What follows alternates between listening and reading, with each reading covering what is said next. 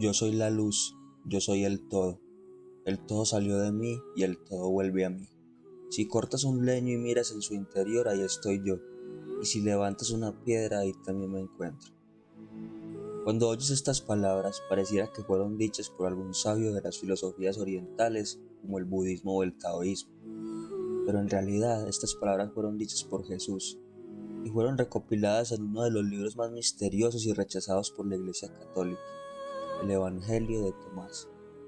Pero ¿por qué este libro fue considerado como una herejía? ¿Y cuál es su verdadero significado?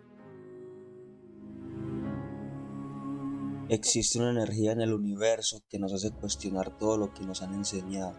Las pruebas están ahí, solamente hay que encontrarlas y saberlas descifrar.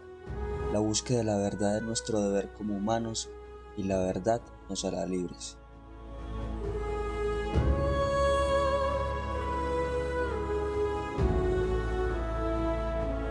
Hemos escuchado mucho esta frase tan simple, pero a la vez tan compleja de entender. ¿Quién sabe la verdad? ¿Quién realmente puede ser libre? En la Edad Media, en el sur de Francia, surgió una nueva fe. Conocidos como los cátaros, o como ellos mismos se llamaban los puros, proponían una nueva visión de las creencias cristianas, pero para los católicos no eran más que herejes y debían ser exterminados. Para ellos se creó la Inquisición, donde la mayoría de los cristianos gnósticos fueron diezmados prácticamente hasta su extinción. Muchos de sus conocimientos se perdieron debido a la quema de sus libros y al asesinato de sus principales sabios y filósofos.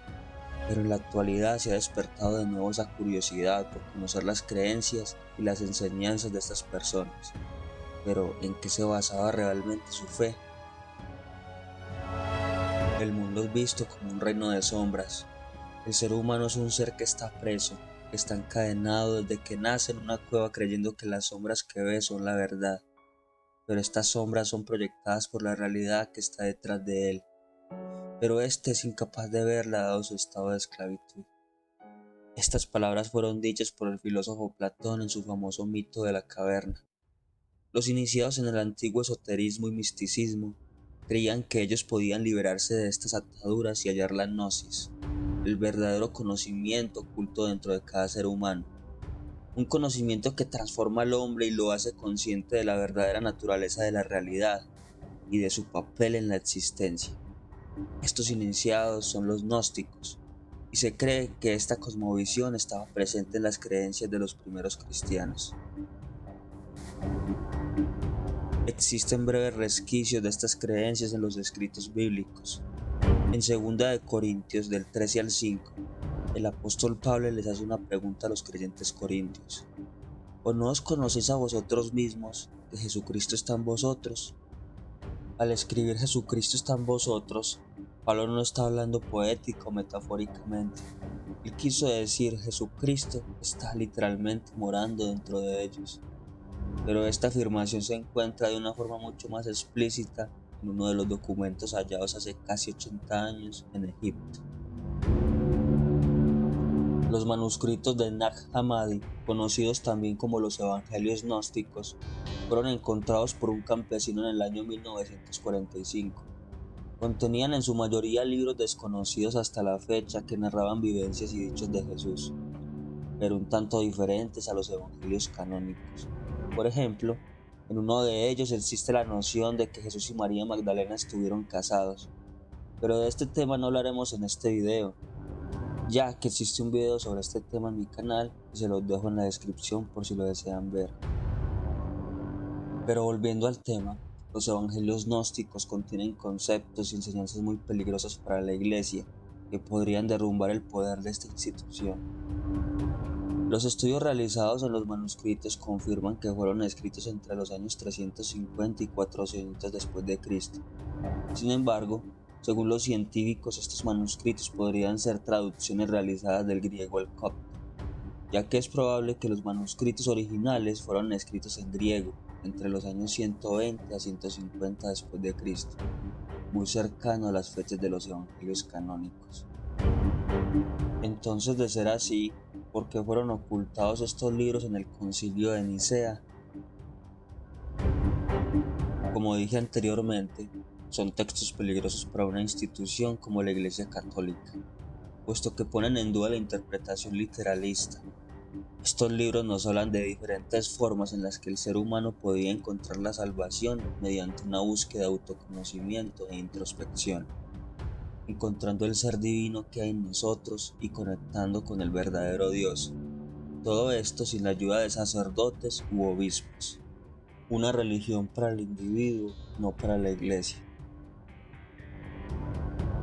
El hombre es una parte de la totalidad, una parte de Dios, y este es el secreto y el concepto de todos los sabios de la antigüedad, como Hermes Trismegisto, Buda, Krishna, entre otros, y por supuesto Jesús.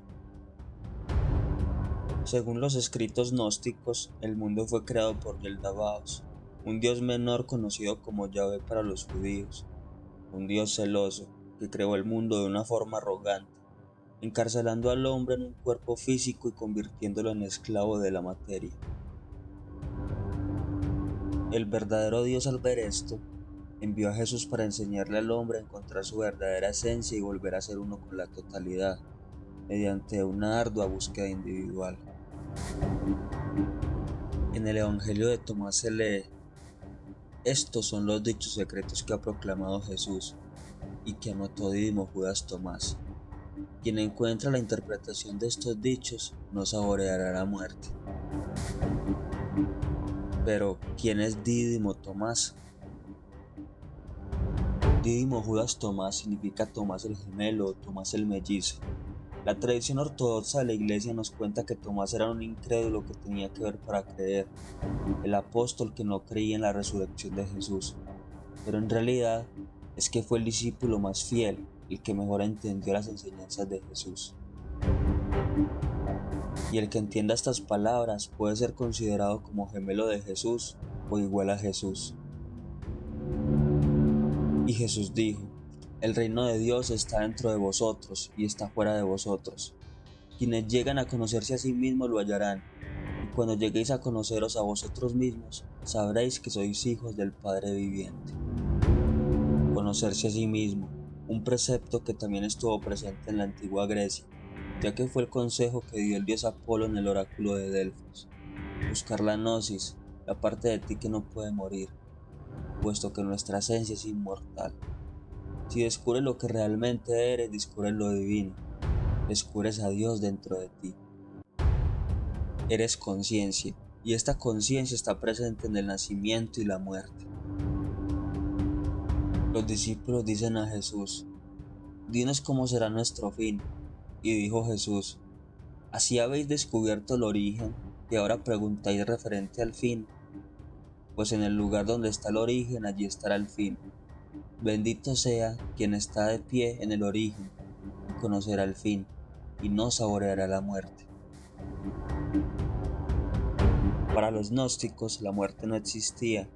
Todo era un ciclo de reencarnación en cuerpos diferentes.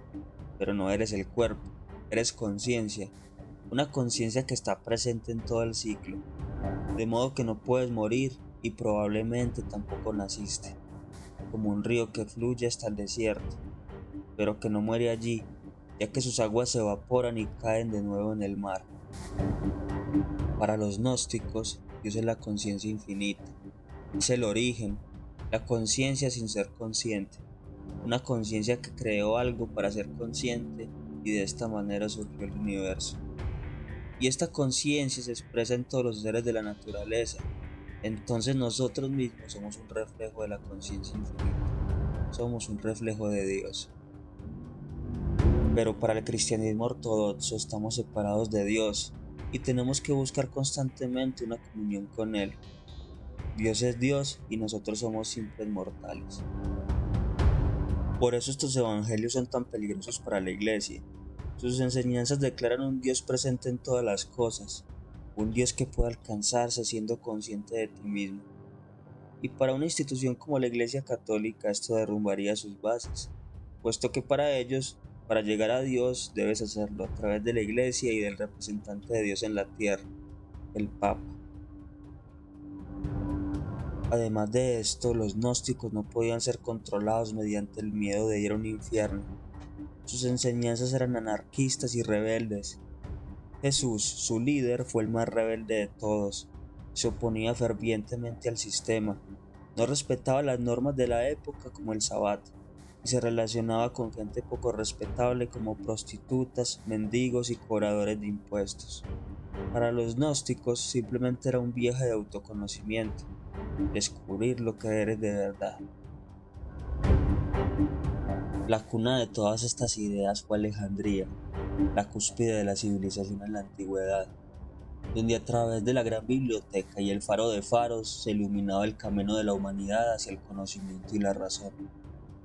En esta ciudad multicultural, donde convergían los conocimientos egipcios y los griegos, también se albergaron algunos judíos exiliados que traían una nueva fe, la fe en el verdadero Dios. Pero como lo expliqué en un video anterior sobre la gran biblioteca de Alejandría, que también dejo en la descripción del video por si lo quieres ver, gran parte de este conocimiento se perdió gracias al cristianismo ortodoxo, cuando el emperador Teodosio I trató de acabar con las antiguas creencias. En el año 391, mandando cerrar los templos paganos, esta magnífica biblioteca pereció a manos de los cristianos. Las llamas arrasaron allí la última y fabulosa biblioteca de la antigüedad. Sencillamente el gnosticismo pereció ante una religión que fue convertida en una institución y politizada por completo. Pereció por ser fiel a su esencia, la idea de que cada ser humano puede encontrar a Dios por sí mismo sin necesidad de instituciones, y la falta de apoyo del Imperio Romano, que fue la que llevó a su extinción. Pero no por haber perdido ante el cristianismo, convierte el gnosticismo en una mentira. Sencillamente deberíamos observar si con la victoria del cristianismo el mundo se convirtió en un lugar mejor. Y la respuesta a esta pregunta está a simple vista. Miles de muertos en la Inquisición, el comienzo de una edad oscura donde se perdió más del 80% del conocimiento científico, lo que generó un atraso de más de 400 años. Todo esto indica que el cristianismo no fue la mejor religión. Te recomiendo ver los otros dos videos que dejé en la descripción para que profundices por si te gustó el tema. Y si te gustó, dale like y suscríbete, no cuesta nada y me ayuda mucho a continuar con este proyecto. Muchas gracias y hasta un próximo video.